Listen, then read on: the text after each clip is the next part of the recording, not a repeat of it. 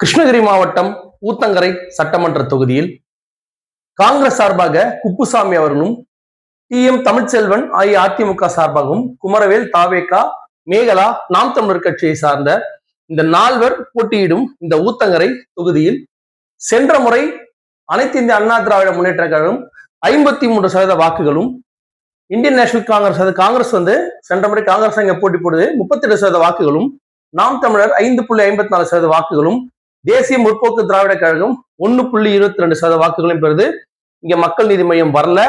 மறுபடியும் சொன்னதையே சொல்றேன். மக்கள் நீதி மையம் ஒரு சினிமா சம்பந்தப்பட்ட ஒரு நடிகரின் கட்சியா இருந்தது சென்ற முறை.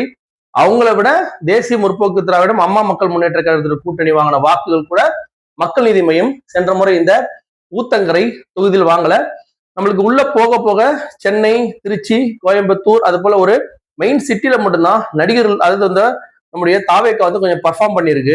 உள்ள போக போக சென்ற முறை அங்க ஓட்டுகள் எதுனால கணிக்கப்படுதுன்னா, அந்த இடத்துல இருக்கிற பிரச்சனை, விவசாயம், ஜாதி, அப்புறம் அங்க இருக்கிற அந்த இடங்களுக்கான பிரச்சனை வச்சுதான் ஓட்டுகள் வாக்குகள் அளிப்பார்ல தவிர சினிமா கவர்ச்சியில அங்க பெருசா இல்லை. அங்க படங்களும் ஓடாத்தல பெரிய ஒரு வரவேற்பு இல்ல, சும்மா பாப்பாங்க கொள்வாங்க வாக்களிக்கும் அளவுக்கு அங்க பெரிய மணல் இல்லாத இடங்கள் இந்த மாதிரி இடங்கள். ஆனா சிட்டில பாத்தீங்கன்னா தாவேக்காவோட ஆதிக்கம் ரொம்ப இருந்தது. எப்படி மக்கள் நீதி மையத்தோட ஆதிக்கம் எப்படி எந்தெந்த சிட்டில அதிகமா இருந்ததோ, எந்தெந்த தொகுதியில் அதிகமா இருந்ததோ, அதே தொகுதிகளில் மக்கள் நீதி மையத்தை விட அதிகமான ஒரு வாக்கு சாதம் வச்சிருந்தாங்க தாவேக்கா. ஆனா இந்த மாதிரியான தொகுதிகள்லாம் அவங்களுக்கு பெரிய அளவுல ஒன்றும் செல்வாக்கு இல்லை. இந்த தொகுதியை பொறுத்த வரைக்கும் நீங்க பாத்தீங்க அப்படின்னு சொன்னா, இந்த முறை எலெக்ஷன் தேர்தல் நடக்கும் சமயத்துல பாத்தீங்கன்னா திமுக 38% குறையும். இவங்கெல்லாம் பாத்தீங்கன்னா இந்த மூன்றாவது கட்சி எவ்வளவு ஓட்டு எடுக்குது அப்படின்றதுதான் இங்க பெரிய தாவேக்கோட ஒரு பெரிய ஒரு அலை இல்லாதால இங்கெல்லாம் திமுக இழப்பு கம்மியா தான் இழக்கிறாங்க. ஏற்கனவே அவங்க தோத்த இடம் இது.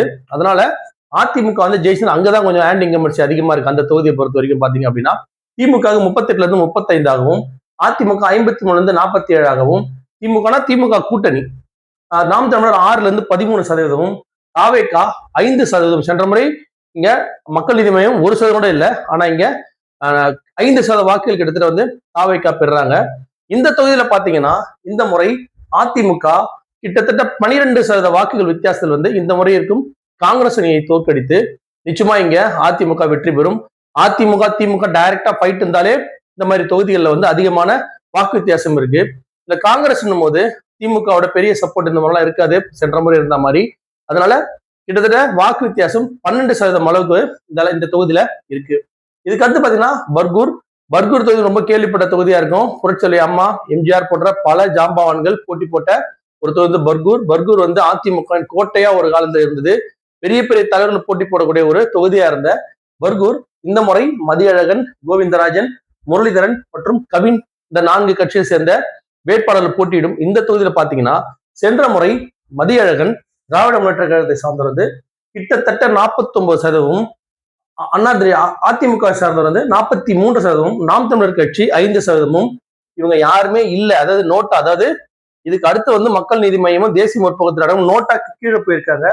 நோட்டா 0.76 அதுக்கும் கீழே போயிருக்காங்க. அப்படின்னா ஒரு நடிகரும் மற்ற கட்சியும் நிலைமை இந்த இடத்துல என்னன்றது நீங்களே பாப்பீங்க. சென்ற முறை நடந்த தேர்தலில் 49% வாங்கிய திமுக இந்த முறை 44%, 43% வாங்கிய அதிமுக 42%, 5% வாங்கிய நாம் தமிழர் 10% வாக்குகளும், ஒண்ணுமே வாங்காம இருந்த மக்கள் நீதி மைய கட்சிங்க ஒண்ணுமே வாங்கல. இருந்தாலும் இங்க தாவேக்கா 4% வாக்குகளும் பெற்று இந்த தொகுதியை திமுக ஒரு 2% வாக்கு வித்தியாசத்துல நிச்சயமா கைப்பற்றும். அங்க நான் ஏற்கனவே சொல்லியிருந்தேன், அந்த ஊர்ல 1000 ரூபாய், அப்புறம் அந்த இலவச பஸ், அதெல்லாம் அந்த இடத்துல போக போக கொஞ்சம் நல்ல பேர் இருக்கு திமுகவுக்கு. அந்த மாதிரி சில விஷயம், சின்ன சின்ன விஷயங்கள் அங்க பண்ணிருக்கிறாங்க. அங்க பெரிய விஷயங்களான இங்க சொல்லக்கூடிய பெரிய பெரிய விஷயங்கள் அங்க பெருசா அஃபெக்ட் பண்ணாது. அங்க மறுபடியும் அதே தான் ஜாதி, அந்த இடத்துல இருக்க விவசாயம், அந்த இடத்துல அவங்களுக்கு என்னென்ன கிடைச்சிருக்கு அப்படின்றதெல்லாம் கொஞ்சம் பார்ப்பாங்க. ஈரோடு பார்க்கும்போது அங்க பர்கூரை பொறுத்த வரைக்கும் பாத்தீங்கன்னா திமுக 2% வாக்கு வித்தியாசத்துல நிச்சயமா வெற்றி பெறும். அதுக்கு அடுத்தது பாத்தீங்கன்னா கிருஷ்ணகிரி மெயின். கிருஷ்ணகிரியில பாத்தீங்கன்னா செல்லக்குமார் காங்கிரஸ் சார்பாக, அசோக்குமார் அதிமுக சார்பாக, முகுந்தா பாண்டியன் மற்றும் சுகந்தி பார்த்திபன் கலந்து கொண்ட போட்டியிடும். இந்த தொகுதியில பாத்தீங்கன்னா கிருஷ்ணகிரியில சென்ற முறை அதிமுக கிட்டத்தட்ட 45%, திமுகவும் அதே 45% வாக்குகள் வித்தியாசம். வெறும் 794 வாக்குகள் வித்தியாசம் தான் அதிமுக வெற்றி அடைஞ்சது. நாம் தமிழர் சென்ற முறை 5% வாக்குகளும், மக்கள் நீதிமை இங்க வந்து சிட்டின்னு சொல்லிட்டேன் நான். சிட்டி வந்ததுனாலே நடிகரோட கட்சி வெளில வந்துடும். மக்கள் நீதிமை இங்க 1.63 கிட்டத்தட்ட ஒரு 2% வாக்குகள் வந்து பெற்றிருக்கிறாங்க. இதுல இப்ப 2024 எலெக்ஷன் வந்தா எப்படி இருக்கும் அப்படின்னா, திமுக 45-39%, அதிமுக 45-42% வாக்குகளும், நாம் தமிழர் 5-13% வாக்குகளும், தாவேக 6% வாக்குகளும் பெறாங்க. 1.63 இந்த மக்கள் நீதி மையம் இங்க 6% தாவேக வந்து ஓட்டுகள் உயருது.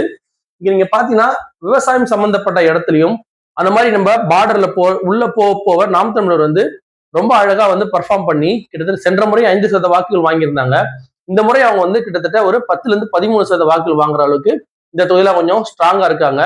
தர்மபுரி அந்த இடத்துல எப்படி பாமக எப்படி முதல்ல இருந்ததோ முதல்ல இருந்த நிலைமைக்கு இப்போ கிட்டத்தட்ட நாம் தமிழர் வந்து நெருங்கி வந்துட்டு இருக்கிறாங்க. தொடர்ந்து அவர் அரசியல் பேசி பேசி கிட்டத்தட்ட ஓரளவுக்கு ஒரு சில பகுதிகள் வந்து ரொம்ப முன்னில இருக்கக்கூடிய பகுதிகளும் தொடர்ந்து வருது. இந்த தொகுதியை பொறுத்த வரைக்கும் பாத்தீங்க அப்படின்னா, நம்முடைய கிருஷ்ணகிரியை பொறுத்த வரைக்கும் நம்முடைய அதிமுக 3% வாக்கு வித்தியாசத்துல நிச்சயமா வந்து வெற்றி பெற்றுடும். அதுக்கடுத்து நம்முடைய KP முனுசாமி ஐயா போட்டியிடும் வேப்பனஹள்ளி ஒரு சட்டமன்ற தொகுதி. இந்த சட்டமன்ற தொகுதியில திமுகவின் சீனிவாசன், KP முனுசாமி, சம்பங்கி மற்றும் நாகராஜ் போட்டியிடும் இந்த வேப்பனஹள்ளி தொகுதியில் வந்து பாத்தீங்கன்னா, சென்ற முறை திரு KP முனுசாமி பாருங்க 45.87, தன்னை எதிர்த்து போட்டியிட்ட முருகனை விட 3054 வாக்குகள் வித்தியாசம் தான் சென்ற முறை நம்முடைய KP முனுசாமி ஐயா வின் பண்ணியிருந்தாங்க. நாம் தமிழர் இங்க பாத்தீங்கன்னா 4% வாக்குகளும், தேசிய முற்போக்கு திராவிடம் 1.76. இந்த இடத்துல வந்து அகெயின் மறுபடியும் இது கொஞ்சம் உள்ள வந்தது. கிருஷ்ணகிரினா கொஞ்சம் உள்ள வந்தது. இந்த உள்ள வந்தோன்னா பாத்தீங்கன்னா இங்க மக்கள் நீதி மையம் இருக்காது.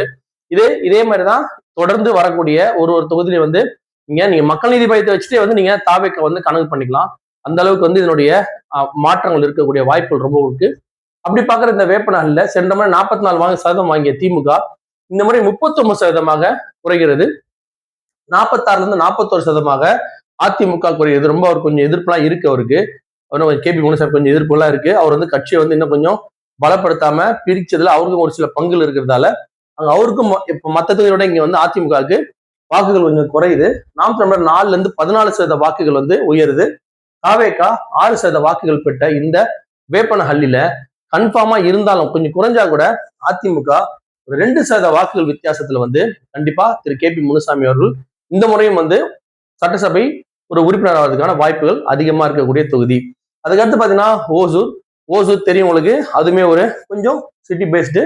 சத்யா, பாலகிருஷ்ண ரெட்டி, அம்பரீஷ் மற்றும் ஸ்டாலின் போட்டியிடும் இந்த தொகுதியை பொறுத்தவரைக்கும் பாத்தீங்க அப்படின்னா, சென்ற முறை திராவிட முன்னேற்ற கழகம் 47.65%, அதிமுகவை சேர்ந்தவர்கள் வந்து 42.67%, நாம் தமிழர் 4.6%, மறுபடியும் மக்கள் நீதி மையம் வந்துடும். நகர மையத்தில் இருக்கிற எல்லாத்தையுமே பாத்தீங்கன்னு சொன்னா கண்டிப்பா சென்ற முறை மக்கள் நீதி மையம் இருக்கும்.